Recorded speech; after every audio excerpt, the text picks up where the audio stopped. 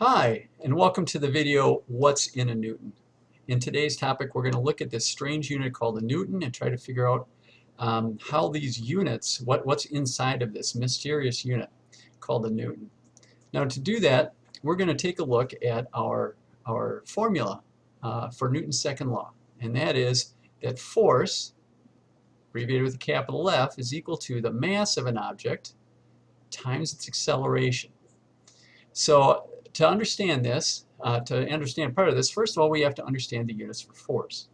And the units for force in the English system is the pound. But we don't use the pound in the metric system. The metric system uses a unit called the Newton. And the Newton is named after Isaac Newton. It's abbreviated with a capital N, and it's approximately about 1/5 of a pound. So what we'll do is we'll take a quick look at an example of someone applying a force to an object. We're going to calculate how much force he applied to make this object move. Now the object in this case is a medicine ball, and he's going to throw it at the ground. Some of you may have seen this video on YouTube, but let's take a look. Here he is. He's going to throw that ball down on the ground. I have no idea why his friend is asking him to do this, but that had to smart. Let's take a look at it in slow motion, of course, because it's always better in slow motion. Man, that had to hurt. So how much force did he have to push with to accelerate that ball? Well, to do that, we're going to go to Newton's second law and run that calculation. Now, I'm going to have to estimate a few things because I didn't have the ball. I didn't measure these things directly, but I'm going to estimate. So we're going to estimate the mass of the ball at about 5 kilograms. Now 5 kilograms is about 10 pounds. And a lot of these medicine balls are pretty tightly packed. So we're gonna estimate that at about 5 kilograms.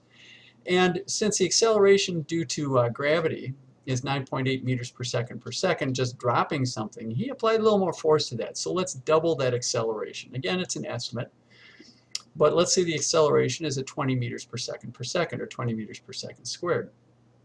So Newton's second law says if you cover up that F and write it down so that F equals, we then have left mass next to acceleration, which means we're going to multiply mass times the acceleration. When things are next to each other in math, we multiply. So now, once we have the formula, what we're going to do now is we're going to substitute for the setup for the problem. And for mass, we're still calculating force. For the mass, that's going to be our 5 kilograms because that's what it is here. Here's our mass of 5 kilograms, so I'm going to put it in the mass slot right here. We're then going to hit the multiply, and we're going to put in our acceleration. Now our acceleration up here is 20 meters per second, so our acceleration goes in as 20 meters per second here. So now we have the setup for it. And now to run our solution for the problem is simply multiply the numbers. Okay, well, 5 times 20 is 100. And now what we need to do is we need to multiply the units.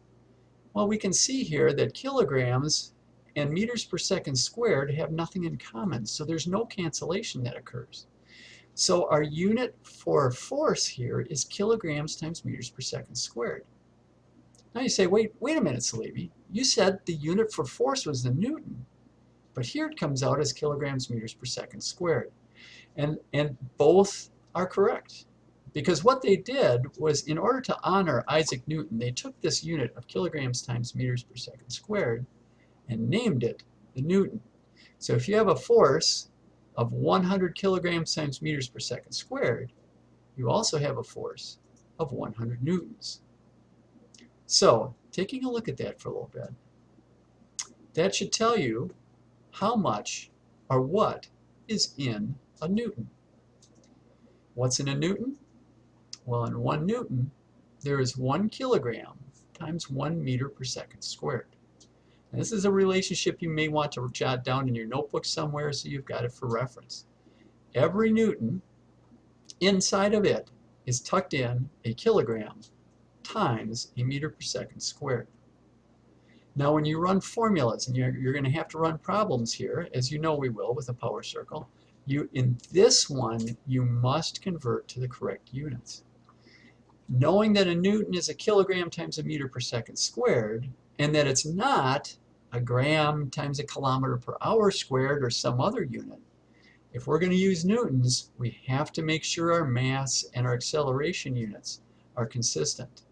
So if you go back to your power circle, okay, so finding your power circle, looking at your power circle, if we're calculating force in newtons, we might want to put a little unit up here close to the edge of the power circle. In order to calculate it in newtons, we're going to have to make sure that our mass is in kilograms.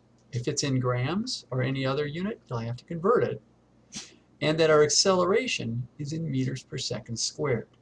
Again, if it's in a different unit, you'll have to convert to get it to this unit before you can run your formula for force or any of the other items in here. Thank you and have a great day.